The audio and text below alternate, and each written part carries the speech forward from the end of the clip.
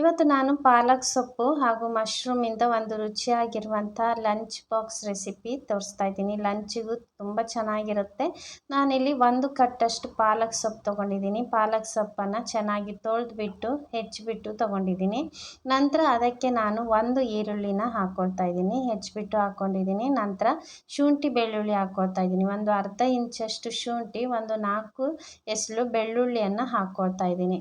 ನಂತರ ಖಾರಕ್ಕೆ ಹಸಿಮೆಣಸು ಹಾಕ್ಕೊಂಡಿದ್ದೀನಿ, 3 ಹಾಕ್ಕೊಂಡಿದ್ದೀನಿ. ಕೆಂಪು ಮೆಣಸಿನ ಪುಡಿ ಹಾಕೋದ್ರಿಂದ ನಾನು 3 ಹಸಿಮೆಣಸು ಹಾಕ್ಕೊಂಡಿದ್ದೀನಿ. ನಂತರ ಸ್ವಲ್ಪನೇ ನೀರು ಹಾಕ್ಕೊಂಡು ಇದನ್ನು ನುಣ್ಣಗೆ ರುಬ್ಕೋಬೇಕು. ನೋಡಿ, ರುಬ್ಬಿರೋದನ್ನು ಸೈಡ್ ಇಟ್ಕೊಳ್ತಾ ಇದ್ದೀನಿ. ನಂತರ ಕುಕ್ಕರ್ ಇಟ್ಕೊಂಡಿದ್ದೀನಿ. ಅದಕ್ಕೆ 1-2 ಟೇಬಲ್ ಸ್ಪೂನಷ್ಟು ಎಣ್ಣೆ ಇಟ್ಕೊಂಡು ಮೀಡಿಯಮ್ ಫ್ಲೇಮ್ ಇಟ್ಕೊಂಡಿದ್ದೀನಿ. ನಂತರ 1 ಟೇಬಲ್ ಸ್ಪೂನಷ್ಟು ತುಪ್ಪವನ್ನು ಹಾಕ್ಕೊಂಡಿದ್ದೀನಿ.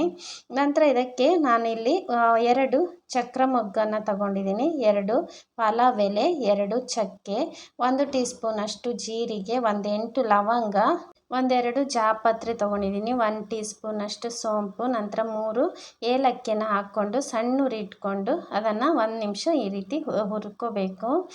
ನಂತರ ನಾನಿಲ್ಲಿ 1 ಈರುಳ್ಳಿನ ಉದ್ದಕ್ಕೆ ಹೆಚ್ಚಿಬಿಟ್ಟು ತೊಗೊಂಡಿದ್ದೀನಿ. ಇವಾಗ ಮೀಡಿಯಮ್ ಫ್ಲೇಮಲ್ಲಿ ಇಟ್ಕೊಂಡು ಸ್ವಲ್ಪ ಕಂದು ಬಣ್ಣ ಬರೋ ತನಕ ಅದನ್ನು ಚೆನ್ನಾಗಿ ಹುರ್ಕೋಬೇಕು. ಸ್ವಲ್ಪ ಕಲರ್ ಚೇಂಜ್ ಆಗುತ್ತೆ, ಅಲ್ಲಿ ತನಕ ಮೀಡಿಯಮ್ ಫ್ಲೇಮಲ್ಲಿ ಇಟ್ಕೊಂಡು ಅದನ್ನು ಹುರ್ಕೊಳ್ಳಿ.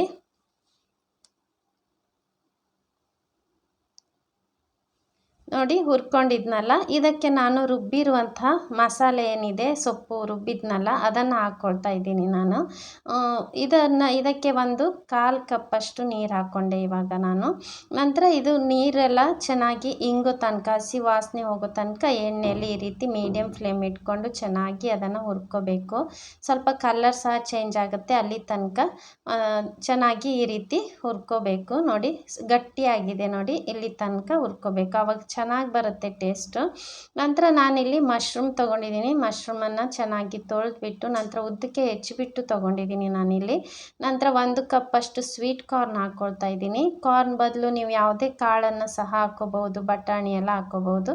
ಚೆನ್ನಾಗಿ ಅದನ್ನು ಮಿಕ್ಸ್ ಮಾಡ್ಕೊಳ್ತಾ ಇದ್ದೀನಿ. ನೋಡಿ, ಚೆನ್ನಾಗಿ ಮಿಕ್ಸ್ ಮಾಡ್ಕೊಂಡಿದ್ದೀನಿ. ನಂತರ ಇದಕ್ಕೆ ನಾನು ಮಸಾಲೆ ಪೌಡರನ್ನು ಹಾಕ್ಕೊಳ್ತಾ ಇದ್ದೀನಿ. 1 ಟೀ ಸ್ಪೂನಷ್ಟು ಕೊತ್ತಂಬರಿ ಪುಡಿ ಹಾಕ್ಕೊಳ್ತಾ ಇದ್ದೀನಿ, ಅರ್ಧ ಟೀ ಸ್ಪೂನಷ್ಟು ಜೀರಿಗೆ ಪುಡಿಯನ್ನು ಹಾಕ್ಕೊಳ್ತಾ ಇದ್ದೀನಿ.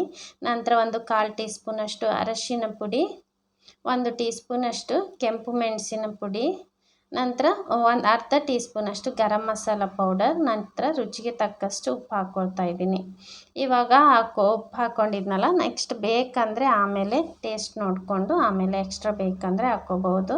ಖಾರಕ್ಕೆ ನೀವು ಮಕ್ಕಳು ಇರೋದಾದರೆ ಸ್ವಲ್ಪ ಕಡಿಮೆ ಹಾಕೋದಾದರೆ ಕಡಿಮೆ ಹಾಕ್ಕೋಬಹುದು. ಇದು ಪರ್ಫೆಕ್ಟ್ ಆಗಿರುತ್ತೆ ಈ ರೀತಿ ಖಾರ.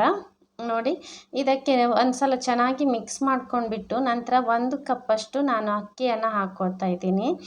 1 ಕಪ್ ಅಂದರೆ ಒಂದು 250 ಗ್ರಾಮ್ ಅಷ್ಟು ಹಾಕ್ಕೊಂಡಿದ್ದೀನಿ ನಾನಿಲ್ಲಿ.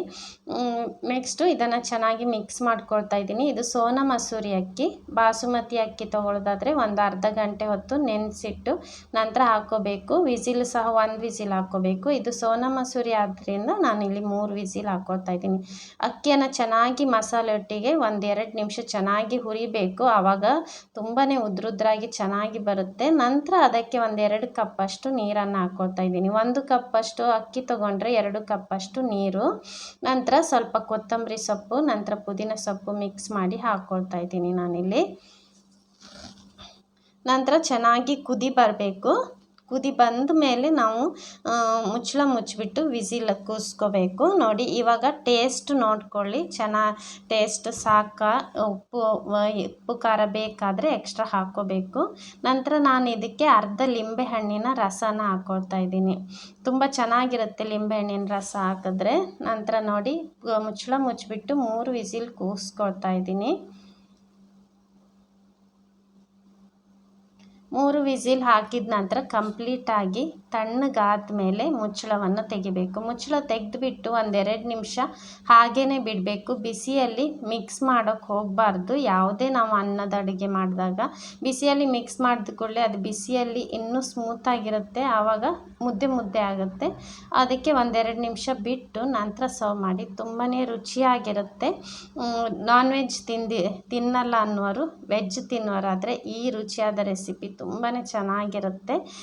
ಒಮ್ಮೆ ಟ್ರೈ ಮಾಡಿ ನೋಡಿ. ನನ್ನ ಈ ರೆಸಿಪಿ ನಿಮ್ಗೆ ಇಷ್ಟ ಆಗಿದೆ ಅಂದ್ಕೊತೀನಿ. ಇಷ್ಟ ಆದರೆ ಪ್ಲೀಸ್ ಲೈಕ್ ಮಾಡಿ, ಶೇರ್ ಮಾಡಿ, ನನ್ನ ಯೂಟ್ಯೂಬ್ ಚಾನಲ್ನ ಸಬ್ಸ್ಕ್ರೈಬ್ ಮಾಡಿ, ನನ್ನ ಫೇಸ್ಬುಕ್ ಪೇಜನ್ನು ಫಾಲೋ ಮಾಡಿ. Thank you so much for watching.